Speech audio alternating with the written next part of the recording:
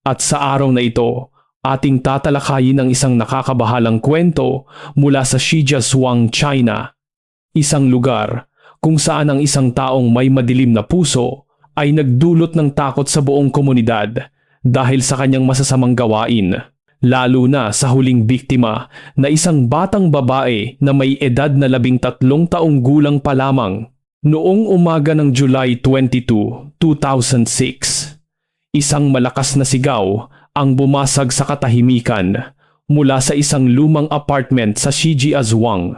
Ang mga kapitbahay ay nagulat at tumakbo upang tingnan at nakita nila si Lao Hao na mahigpit na yakap ang katawan ng kanyang anak. Ang batang si Mingming ay umiiyak ng napakasakit. Bago pa man makahuma ang mga tao, may isang sumigaw dahil sa takot.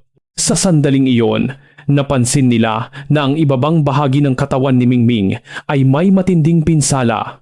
Ang kanyang mga mata ay dilat, walang emosyon, at wala na siyang buhay. Malinaw na siya ay dumanas ng matinding hirap. Habang sinusubukan ng mga kapitbahay na damayan si Lao Hao na halos hindi na makayanan ng sakit, ang iba ay nagmadaling tumawag sa mga autoridad.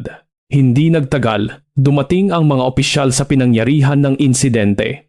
Nang makita ang nakakaawang kalagayan ni Mingming, hindi napigilan ng mga investigador na mabigla. Ayon sa pagsusuri, napag-alaman na ang bata ay nawalan ng hininga dahil tinakpan ang kanyang bibig at ilong. Matapos siyang pumanaw, ang biktima ay sinaktan pa at ginawan ng hindi maganda ng salarin. Ang kanyang katawan ay nagtamo ng matitinding sugat at ang bagay na ginamit ng salarin ay nagdulot ng malalang pinsala sa kanyang laman loob. At ang mas nakakagalit pa, pagkatapos gawin ang krimen, kinuha pa ng salarin ang personal na gamit ni Mingming. Tila ginawa itong souvenir. Nang malaman na ang kanilang anak ay dumanas ng ganitong karahasan, halos gumuho ang mundo ng mag-asawang Lao Hao. Ngunit kailangan nilang magpakatatag upang makamit ang hustisya para sa kanilang anak.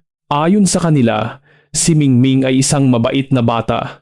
Nakatira kasama ang mga magulang sa apartment na ito at may sariling kwarto mula pa noong bata. Ang kwarto ng mag-asawa ay nasa kaliwang bahagi ng unang palapag. Samantalang ang kwarto ni Mingming ay nasa kanan na may pasilyo sa gitna kung saan madalas maglaro ang mga bata. Sa lugar ng krimen, nakakita ang pulisya ng maraming bakas ng paa sa bintana at sa sahig na pawang pag-aari ng isang lalaking nasa hustong gulang. Base sa direksyon, hinala ng mga investigador na ang salarin ay umakyat sa bintana, ginawa ang krimen at tumakas sa isang maliit na lagusan sa hilagang bahagi ng kwarto. Ang nakapagtataka, ang lagusang ito ay mahirap mapansin maliban na lamang kung pamilyar ang tao sa istruktura ng bahay. Dahil dito, nagsimulang maghinala ang pulisya na ang salarin ay maaaring kakilala ng pamilya. Sa pagsusuri sa katawan ni Mingming, nanginig ang mga eksperto nang mapagtanto na ang pamamaraan ng salarin ay halos katulad ng sa 5 nakaraang kaso na hindi pa nalulutas sa loob ng 7 taon. Sa lahat ng mga kasong iyon, tinatakpan ng salarin ang bibig at ilong ng biktima hanggang sa mawalan ng buhay, saka sasaktan ang katawan at kukuha ng bahagi ng katawan bilang isang kakaibang souvenir. Ang mga sugat sa katawan ni Mingming ay tugmang-tugma sa malupit na paglalarawang ito. Dahil dito, napaisip ang pulisya kung ang lahat ng karumal-dumal na krimeng ito ay kagagawan ng iisang halimaw. Dahil sa bigat ng kaso, bumuo agad ng Special Investigation Team ang mga autoridad upang masusing imbestigahan ang mga suspek sa Shijiazhuang. Hindi nagtagal, si Liu Jian, isang lalaking mukhang walang gagawing masama, ay naging sentro ng atensyon. Ayon kay Lao Hao, ang lalaking ito ay lumipat para magtrabaho sa pabrika noong 2005 at naging katrabaho niya. Si Liu Jian ay mukhang palakaibigan, masipag at may magandang reputasyon sa lahat. Nakatira siya malapit sa bahay ni Lao Hao at madalas bumisita para makipagkwentuhan. Kahit na may agwat na 12 taon ang kanilang edad, nagkakasundo sila sa inuman. Itinuring na rin siya ni Lau Hao bilang mabuting kaibigan at madalas na inaanyayahan sa kanilang tahanan. Ngunit, sa likod ng perpektong imahe, si Liu Jian ay marahas sa kanyang sariling pamilya. Nakita na ni Lau Hao kung paano niya sigawan, murahin o saktan ang kanyang asawa kapag hindi siya nasisiyahan.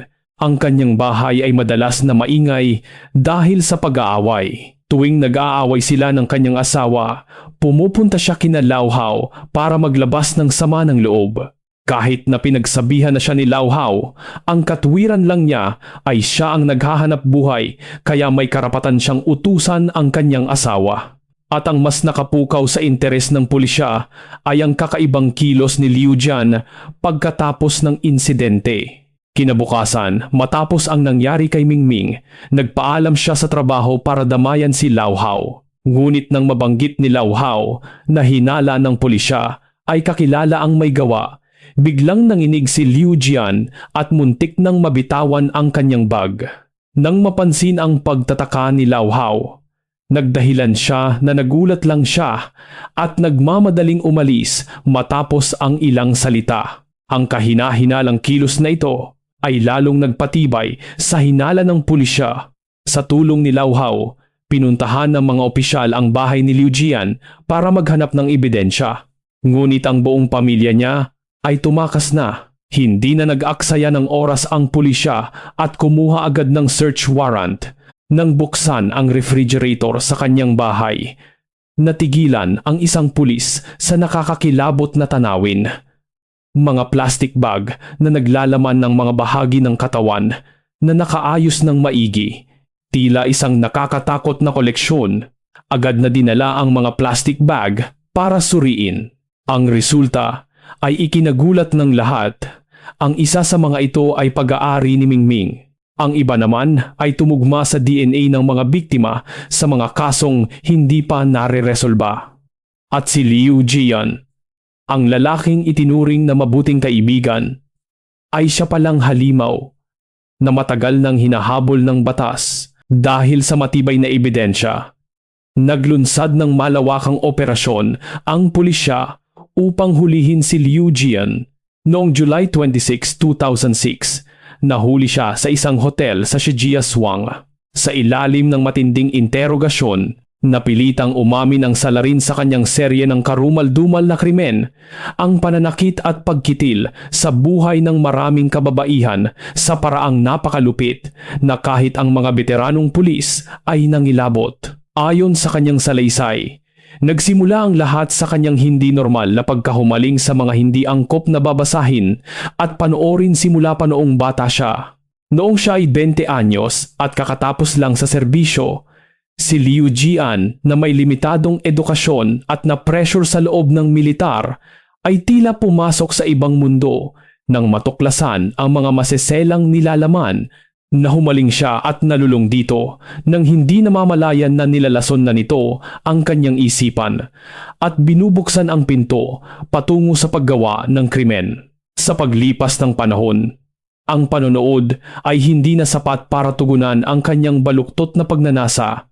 Nagsimulang gayahin ni Liu Jian ang mga napapanood at ginawang totoo ang mga ito sa pamamagitan ng paggawa ng karahasan. Ayon sa record, may kasaysayan na siya ng krimen noong April 14, 1993.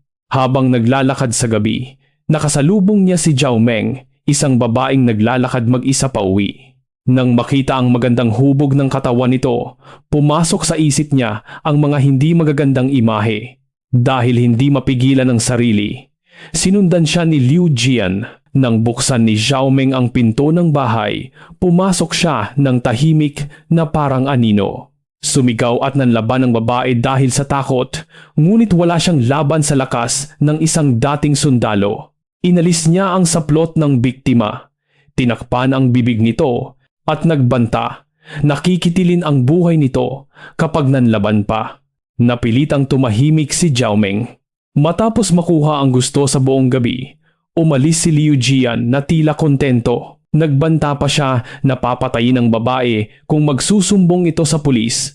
At kampante siya na dahil sa kultura noon, kung saan mahalaga ang reputasyon ng kababaihan. Mananahimik si Zhao Meng. Ngunit hindi niya inaasahan nakakatok ang mga pulis sa kanyang pinto at ikukulong siya dahil sa panggugulo. Makalipas ang 6 na taon, hindi natuto si Liu Jian sa kulungan. Sa halip ay lalo pang nag-alab ang galit at pagnanasa sa kanyang katawan. Inisip niya kung bakit siya nahuli at ang konklusyon niya, ang tanging pagkakamali ay binuhay niya si Zhao Meng. Pumasok sa isip niya ang masamang ideya na pagkatapos saktan, ang pagpatay sa biktima ay makakatulong para mawala ang lahat ng ebidensya. At mula noon, unti-unting nabuo ang isang masamang plano sa kanyang isipan. Taong 1999, nakalaya si Liu Jian. Bit-bit ang kanyang plano, bumili siya ng mga gamit at nagsimulang maghanap ng mabibiktima. Madaling araw ng April 14, 1999, napansin niya si Susan, isang babaeng naglalakad sa kalsada. Sinundan siya ni Liu Jian ng palihim. Nang pumasok si Susan sa parking lot para kunin ang kanyang electric bike, bigla siyang inatake ng salarin gamit ang telang may pampatulog, tinakpan ang kanyang bibig at ilong. Mabilis na nawalan ng malay si Susan. Hinila niya ang biktima sa isang maliit na kwarto at ginamitan ng medyas para sakalin hanggang sa mawalan ng buhay. At pagkatapos ay sinaktan ang katawan nito. Bago umalis, habang nakatingin sa katawan ni Susan, pumasok na naman ang isang baluktot na ideya. Gumamit siya ng matalim na bagay para kumuha ng parte ng katawan nito para gawing souvenir. Ang unang pagpatay na ito ay nagbigay kay Liu Jian ng matinding kasiyahan na lalong nagbaon sa kanya sa mundo ng krimen at kabaliwan. 2 buwan lang matapos ang unang kaso, sa isang gabi ng paglalasing, nakasalubong niya si Xiao Wu. Sumiklab ang kanyang pagnanasa at sinundan ito ng tahimik. Nang dumaan si Xiao Wu sa isang madilim na lugar, inatake siya nito, pinatulog at ginamitan ng lubid para sakalin. Matapos kitilin ang buhay, nilapastangan niya ang katawan ng biktima. Sa pagkakataong ito, mas naging marahas si Liu Jian.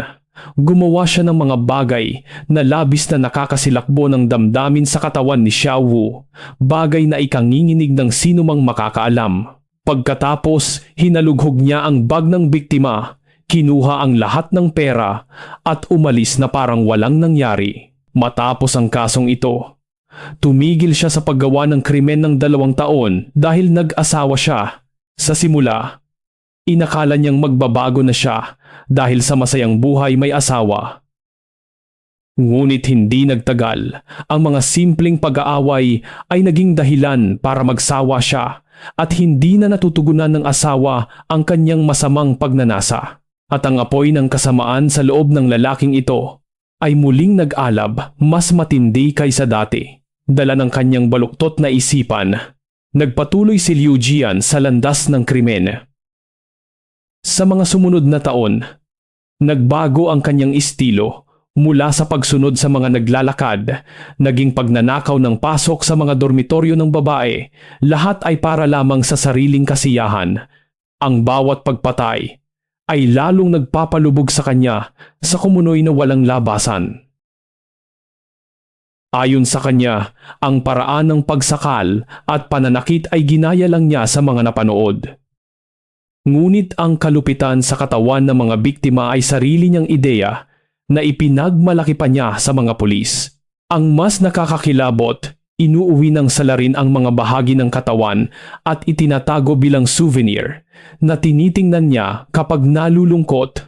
Kapag walang tao sa bahay, niluluto niya ito o tinatadtad bago itapon sa inidoro. Ang mga detalyeng ito ay nagpanginig sa laman ng mga investigador. Sa araw, si Liu Jian ay isang magalang na lalaki, palaging nakangiti sa mga kapitbahay sa Shijiazhuang. Ngunit sa pagsapit ng dilim, nagiging halimaw siya na nambibiktima ng mga babaeng nag-iisa. Ang kanyang kalupitan ay sadyang nakakapanindig balahibo. Sa loob ng 7 taon, nakagawa siya ng 8 karumal-dumal na kaso at sa huli Ang halimaw na ito ay naglakas loob na galawin si Mingming, ang 13 anyos na anak ng kanyang katrabaho. Kahit sa harap ng kawalang malay ng bata, hindi niya napigilan ang kanyang sarili. Gabi ng July 21, 2006, umakyat siya sa bintana ng kwarto ni Mingming, sinakal ito hanggang sa bawian ng buhay at sinaktan. Habang nakatingin sa maliit na katawan, pumasok muli ang masasamang ideya sa kanyang isip. Kumuha siya ng bagay at ginamit ito para saktan ang katawan ng bata, isang matinding pagpapahirap sa biktima. Tulad ng dati, pinagbalingan niya ng lupit ang katawan ni Mingming. Nang mag-uumaga na, dahan-dahan siyang gumapang palabas sa maliit na lagusan. Iniwan ang kaawa-awang katawan ng bata sa malamig na kwarto. Inakala ng baliw na salarin na makakatakas na naman siya. Ngunit totoo ang karma. Kahit gaano pa siya katuso, hindi na makakatakas si Liu Jian. Sa investigasyon, mula April 1999 hanggang July 2006, nakagawa siya ng 8 kaso sa Shijiazhuang. Kasama na dito ang 6 na kaso ng pagpatay at pananakit at 2 kaso ng pambubugbog. 6 ang nasawi at 2 ang nasugatan. Ang kanyang mga pamamaraan ay napakalupit, kaya ang detalye ng mga kaso ay naging bangungot sa lahat ng nakaalam. Noong July 19, 2007, sinimulan ng Shijiazhuang Intermediate People's Court ang pagdinig. Dahil sa dami ng ebidensya, hinatulan si Liu Jian na nagkasala sa pananakit at sadyang pagpatay kasama ang iba pang kaso. Pinatawan siya ng pinakamabigat na parusa. Ang buhay ng halimaw na ito ay nagwakas sa pamamagitan ng hustisya. Ito ay pagbabalik ng kapayapaan para sa mga kaluluwang kanyang kinuha. Ang kaso ni Liu Jian ay isang paalala sa panganib ng hindi mapigilang pagnanasa at masamang epekto ng mga malalaswang panoorin. Mula sa pagiging ordinaryong tao, hinayaan ni Liu Jian ang sarili na lamunin ng kadiliman na nagdulot ng serye ng mga krimen na hindi mapapatawad. Paalala rin ito na maging mapagmatsyag sa ating paligid at sa mga impluensyang ating nakukuha. Kasabay nito, binibigyang diin ang kahalagahan ng edukasyon, moralidad, at tamang asal upang maiwasan ang ganitong trahedya. Dapat din tayong maging handa upang protektahan ang ating sarili sa oras ng panganib. Dahil ang mga masasamang loob ay maaaring nagtatago lamang sa likod ng isang maskara sa ating paligid. Salamat sa inyong pagsubaybay sa kasong ito. Kung nagustuhan niyo ang video, huwag kalimutang mag-like at mag-subscribe para maging updated sa mga susunod na kwento. Maraming salamat. Ngayon naman, tatalakayin natin ang isang kaso noong 2005 kung saan natagpuan ang katawan ng isang buntis na ginawan ng masama sa isang inuupahang kwarto. Ang mas nakakakilabot, ang kanyang katawan ay hinati-hati at itinago ng mahigit 2 taon, bagay na gumimbal sa publiko nang lumabas ang balita. Sino ang salarin? Bakit niya nagawa ang ganitong karumal-dumal na bagay sa isang buntis? Sabay-sabay nating alamin. Nagsimula ang kwento noong August 2005. Ang may-ari ng bahay na si O, habang nagpapaayos ng bahay, ay hindi inaasahang makakatuklas ng isang krimen. Ayon sa kanya, nakatira ang pamilya niya sa isang 2-story house. Ngunit dahil maliit lang ang kanilang pamilya, nagpasya silang paupahan ang mga bakanting kwarto. Karamihan sa mga umuupa ay mga manggagawa na galing pa sa malalayong lugar. Noong August 2005, nagreklamo ang ilang tenant na luma na ang bahay kaya nagpasya si O na ipaayos ito. Noong gabi ng August 19, 2005, pinuntahan niya ang kwarto ng isa sa mga nangungupahan na si Bao Guoping. Sa pagkakaalala ng may-ari, may kasamang babae si Bao Guoping noong una pero hindi nagtagal ay hindi na ito nakita. Pagkatapos magtanong, nalaman niyang umuwi na raw ang babae sa probinsya. Hindi ito masyadong pinansin ni O, pero hindi niya akalain na ang simpleng pagbisita ay magbubukas sa isang nakapangingilabot na lihim. Si Bao Guoping, nang makita ang may-ari, ay nagpakita ng pagkainis. Ayaw pa niyang buksan ang pinto, kaya kinausap na lang siya ni O sa bintana para sabihing magkakaroon ng repair kinabukasan at iwanan ang susi. Nang marinig ito ni Guoping, bigla siyang nagising kahit inaantok pa. Tinanong niya ng detalyado kung sino ang mag-aayos at kung paano ito gagawin. Nalaman niyang lahat ng kwarto ay kailangang ayusin. Sinabi ni Guoping na isa lang ang susi niya, kaya nakiusap siyang pumunta na lang ang repairman pagka-uwi niya galing trabaho. Gayunpaman, nakapag-schedule na si O ng mga trabahador para sa umaga. Paano sila makakapasok kung walang susi? Matapos mag-isip sandali, sinabi ni Guoping na iiwan na lang niya ang susi sa labas ng bintana bago umalis. Kinabukasan, wala si Guoping. Kaya inakala ng may-ari na lumabas lang ito para kumain. Kaya inuna muna ng mga trabahador ang ibang kwarto. Pero inabot na ng hapon, hindi pa rin bumabalik si Guoping at hindi sumasagot sa tawag. Hindi na makapaghihintay ang mga trabahador kaya iminungkahi nilang buksan na ang pinto. Naisip ng may-ari na pasukin na lang at saka na magpaliwanag sa tenant. Nang inililipat nila ang mga gamit, napansin nila sa ilalim ng TV ang isang tabla na nakapatong sa dalawang plastik na lalagyan na pinagdikit ng tape. Nabalot pa ito ng plastic wrap sa labas. Dahil sa kuryosidad, sinubukan ng mga trabahador na silipin ang laman at nakita nila ang mga bakas ng natuyong dugo. Natakot sila at mabilis na binalot ulit ito at nagpatuloy sa trabaho. Nang makarating ang balita kay O, lalo siyang kinabahan. Ang biglaang pagkawala ni Guoping at ang misteryosong mga lalagyan ay nagdulot sa kanya ng matinding pag-aalala.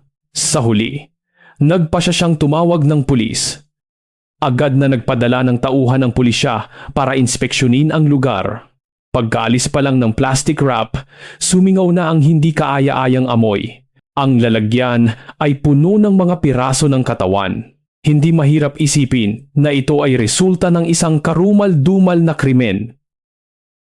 Ayon sa autopsiya, ang biktima ay isang babae.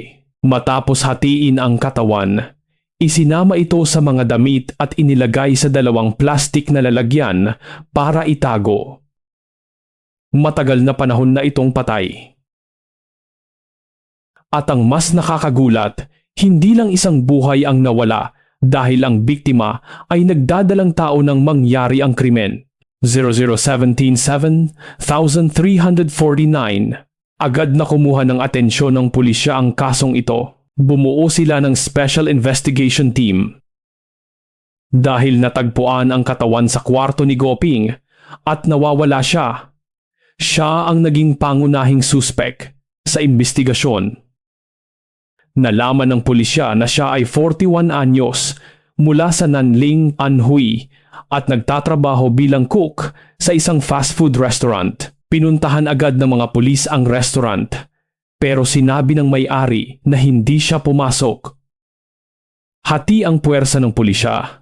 Ang iba ay nag-ikot sa mga maliliit na hotel sa lugar. Ang iba naman ay pumunta sa kanyang probinsya sa Anhui para hanapin siya. Ang nakapagtataka, may nahanap silang Bao Qingping sa Nanling, Anhui, pero magkaiba ang hitsura at edad nito sa hinahanap nila. Posible kayang gumagamit lang ng ibang pangalan si Bao Guoping? Para malinawan, patuloy na tinugis ng pulisya ang suspek base sa mga lead. Kasabay nito, inalam nila ang tunay niyang pagkatao. Hindi nagtagal, isang dating katrabaho ang nagsabi na ang tunay niyang pangalan ay Bao Qingping mula sa Nanling, Anhui. Matapos suriin ang datos, napagtanto ng pulisya na ang suspek na si Bao Qingping ay isang wanted na kriminal sa buong bansa. Noong August 17, 2002, pinatay niya ang isang babae sa inuupahang bahay sa Putuo District, Shanghai at itinapon ang katawan sa ilog. 5 taon na ang nakalipas mula nang mangyari iyon.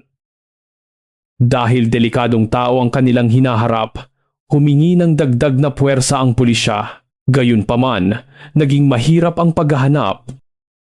Kaya nag-alok sila ng gantimpala sa sinumang makakapagturo sa kanya. May isang residente ang nag-report na nakita si Guo Ping sa isang kainan. Kamukhang kamukha daw nito ang nasa wanted poster sa poste. Tinanong pa siya ng residente kung bakit kamukha niya ang nasa poster. By 00-1930-830, kalmado lang na sumagot ang lalaki. Natingin niya rin ay magkamukha sila at titingnan daw nila mamaya. Dahil parang nagbibiro lang, inakala ng nagtanong na kamukha lang talaga dahil wala namang kriminal ang kakain ng kalmado sa labas. Bandang alas 7 ng umaga ng August 30, habang nag-iinspeksyon ang mga pulis malapit sa istasyon ng tren, napansin nila ang isang lalaking naka-sunglasses na kumakain ng almusal at ito nga ang wanted na si Bao Qingping. Dahil hiwa-hiwalay ang mga pulis noon, umupo muna ang isang opisyal sa loob ng kainan para magmanman habang kumakain. Nang dumating ang iba pang pulis, matagumpay nilang nahuli si Bao Qingping noong hapong iyon. Dahil sa matibay na ebidensya, umamin agad si Bao Qingping. Ibinunyag niya na hindi siya nakatapos ng high school at nag-aral magluto para magkaroon ng trabaho. Noong taong 2000, pumunta siya sa Shanghai sa pag-asang kikita ng malaki. Pero nalaman niyang hindi sapat ang kakayahan niya para sa mataas na sahod na pinapangarap niya, kaya napilitan siyang magtrabaho sa isang maliit na kainan. Dito niya nakilala ang unang biktima na si Zhao Yi. Si Zhao Yi ay isang waitress noon. Magkasing edad sila at nagkasundo agad. Dahil mahilig magluto si Zhao Yi, madalas silang magkwentuhan tungkol sa pagluluto. Habang tumatagal, naging mas malapit sila. May asawa na si Zhao Yi, pero laging wala ang asawa nito dahil sa trabaho, kaya siya ang gumagawa ng lahat ng gawaing bahay at nag-aalaga sa anak. Pagod na pagod siya sa kanyang sitwasyon. Sa panahong iyon, dumating si Guo Ping at dinamayan siya, kaya nahulog ang loob nila sa isa't isa. Si Guo Ping naman ay walang naipon at hindi kagwapuhan, kaya binata pa rin hanggang sa magkaedad. Kaya nang maramdaman niyang gusto siya ni Zhao Yi, pinilit niya itong makipaghiwalay sa asawa. Pumayag si Zhao Yi, pero hindi niya ito magawa. Ang kanilang relasyon ay tumagal ng mahigit 2 taon. Hanggang noong 2002, nagbago ang isip ni Zhao Yi at ayaw na niyang makipaghiwalay. Hindi ito matanggap ni Guo Ping kaya nag-away sila ng matindi. Noong hapon ng August 17, pinapunta niya si Zhao Yi sa restaurant para mag-usap pero nanindigan si Zhao Yi na hindi na siya babalik kay Guo Ping. Sa sobrang galit, sinakal niya ang biktima gamit ang tela hanggang sa malagutan ng hininga. Dahil sa takot na mahuli, nagpasya siyang magpalit ng pangalan at lumipat sa Hangzhou. Kaya pinalitan niya ang kanyang pangalan at lumipat ng tirahan. Muli siyang nakakilala ng babaeng may asawa sa Hangzhou na nagngangalang Shumu. Pagkalipas ng 3 buwan, naging mabilis ang takbo ng kanilang relasyon. Ngunit walang lihim na hindi nabubunyag. Kahit maingat sila, nalaman pa rin ito ng asawa ni Sumu. Sinugod siya nito sa tinitirhan at nag-eskandalo. Dahil alam niyang wanted siya, hindi siya pwedeng masangkot sa gulo kaya nagdesisyon siyang umalis ng Hangzhou. Si Sumu, nang malaman na aalis ang kasintahan, ay iniwan ang lahat para sumama kay Guo Ping sa ibang lungsod. Sa huli, lumipat sila sa Chongqing. Masaya sila noong una, pero nang magkaproblema sa pera, madalas na silang mag-away. Dahil wanted, hindi makapagtrabaho ng maayos si Guoping sa malalaking kumpanya. Kahit trabaho sa simpleng restaurant ay mahirap niyang makuha. Lalong naging marahas ang ugali niya at kay Sumu niya ibinubuhos ang galit. Tuwing nagagalit, sinasaktan niya ito ng malala. Taong 2004, nalaman ni Sumu na siya ay buntis, na ikinatuwa naman ni Guoping. Pero naiintindihan ni Sumu na hindi ito ang tamang panahon para magkaanak. Wala ring matatag na trabaho si Guoping, kaya paano sila mabubuhay ng maayos? Kaya nagpasya siyang huwag ituloy ang pagbubuntis. Kinausap niya si Guoping at humingi ng tawad. Pero hindi pumayag si Guoping. Kinuha niya ang pera ni Sumu at nilak ang pinto para hindi ito makaalis.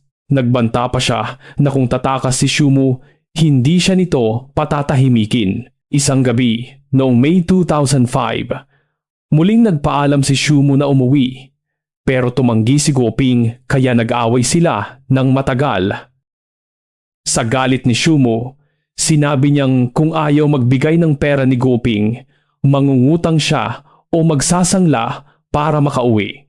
Natakot si Guoping dahil kung aalis si Sumu, paano na siya mabubuhay nang wala ito? Dahil sa baluktot na kaisipan, muling umiral ang kanyang pagiging marahas. Nagpasya siyang patayin ang kasintahan para hindi na ito makaalis pa. Ginamit niya ang lubid para sakalin si Sumu. Tulad ng ginawa niya kay Zhao Yi noon, nilak ang pinto at pumasok sa trabaho na parang walang nangyari. Habang nasa trabaho, iniisip niya kung paano itatapon ang katawan. Masyadong delikado. Kung ilalabas niya ito, mas mabuting hati-hatiin ang katawan, gamitan ng asin, at itago para hindi agad mangamoy at mahirap matuklasan, kaya iyon ang kanyang ginawa.